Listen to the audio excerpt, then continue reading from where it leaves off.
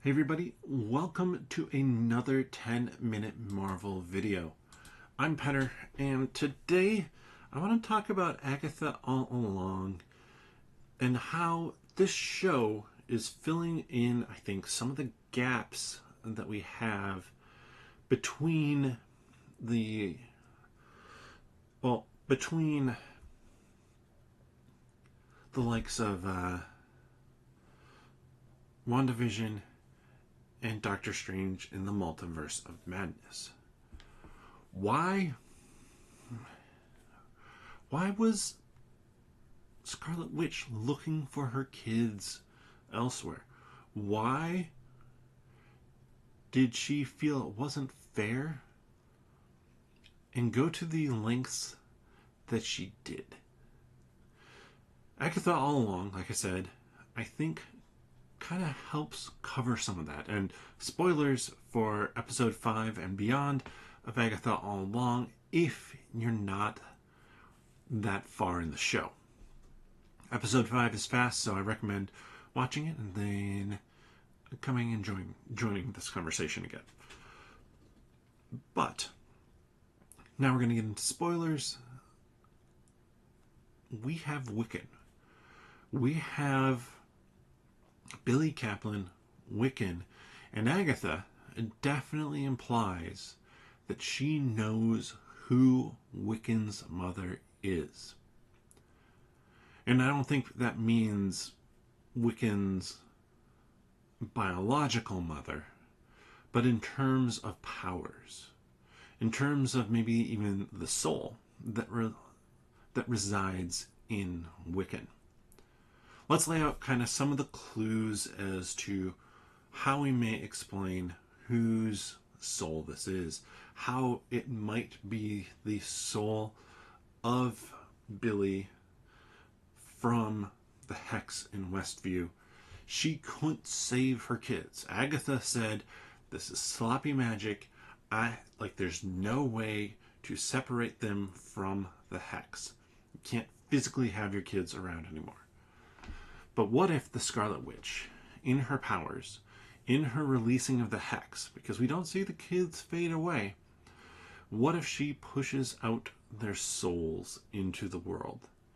She knows that this has already kind of happened with Vision. Vision has already done this, and he's a synthezoid. Does he have a soul to push out? I would argue that probably from what Wanda created in the Hex, she could have. But a version of Vision already exists out there. And so Wanda pushes out her kids' souls. And she remembers pushing that out. And she also remembers that she wants to keep them away from other bad people. She wants to keep them away from witches like Agatha. People who may corrupt them, who may use them against her to try and gain the powers that she's just starting to understand of the Scarlet Witch. And so she puts a sigil on them. It's sloppy magic. But what she doesn't realize is that a sigil even blocks and hides the person from the witch who cast it. Because again, she's not doing this consciously. She wants to hide them away. That's her thought, is that, okay, maybe I can cheat a little bit. I'll find somebody near death and hide them away. And so she hides them away, and then all of a sudden realizes, I can't find them. I can't reach out to them. I'm not going to be able to hunt down where and who my kids are, and this isn't fair. She came to peace with everything and figured out a way to kind of cheat the system.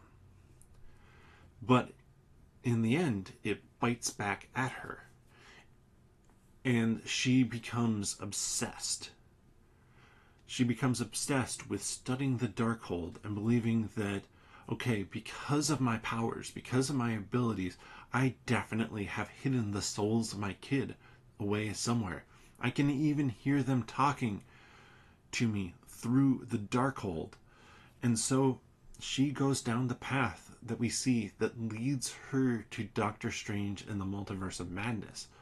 This corruption of her by the Darkhold, because she's pouring everything into the Darkhold to try and find a way to find out her kids. And as she explores, she's thinking, maybe I dumped them somewhere in the multiverse. Maybe it was something else. And as she starts to explore looking for her kids, she keeps on finding multiversal ones and multiversal versions of her kid. And she sees that everywhere, people, the other Wandas, are leading a life that she can't have. That just doesn't, doesn't exist for her anymore because she can't find her own kids. They may exist in this world, but now she is left all alone again. And this idea that she's come to peace with everything, sure, but there's this new layer of loss that is being created, and that she is feeding into the Darkhold, this corrupting force on her that leads us then into Doctor Strange and the Multiverse of Madness.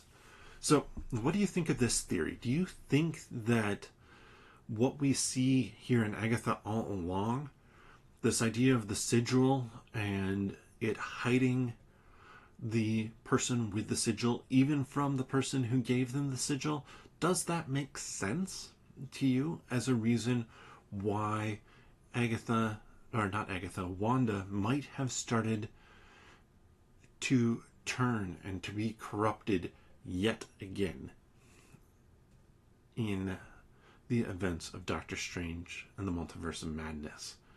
Does it make enough sense? Is it a strong enough reason to lead into that? Let me know that down in the comments section below.